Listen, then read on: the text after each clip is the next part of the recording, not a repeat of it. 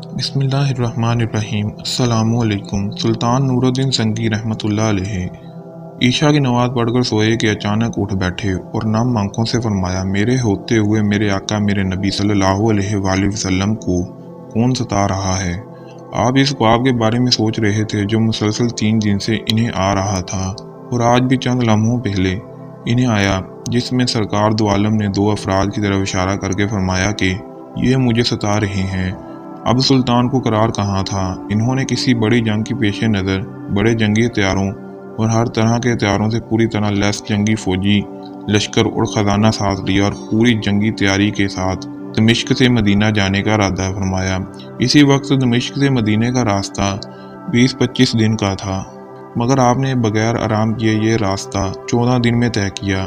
مدینہ پہنچ کر آپ نے مدینہ آنے اور جانے کے تمام راستے بند کروائے اور تمام خاص و عام کو اپنے ساتھ کھانے پر بلایا۔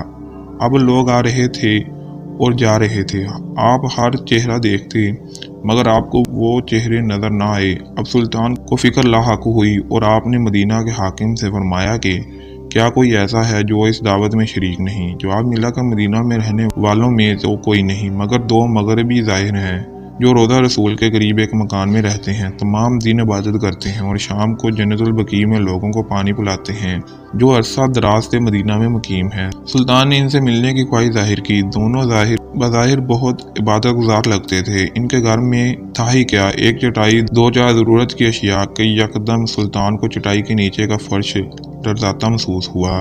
آپ نے چٹائی ہٹا کر دیکھا تو وہاں ایک سرنگ تھی۔ آپ نے اپنے سپاہی کو سرنگ میں اترنے کا حکم دیا۔ وہ سرنگ میں داخل ہوئے اور واپس آ کر بتایا کہ یہ سرنگ نبی کریم صلی اللہ علیہ وآلہ وسلم کی قبر مبارک کی طرف جاتی ہے۔ یہ سن کر سلطان کے چہرے پر غلیظ و غضب کی کیفیت طاری ہو گئی۔ آپ نے دونوں زائرین سے پوچھا کہ سچ بتاؤ کہ تم کون ہو؟ حیل و حجت کے بعد انہوں نے بتایا کہ وہ نصرانی ہیں اور اپنی قوم کی طرف سے تمہارے پیغمبر کے جسم اقدس کو چوری کرنے پر معمار کیے گئے ہیں۔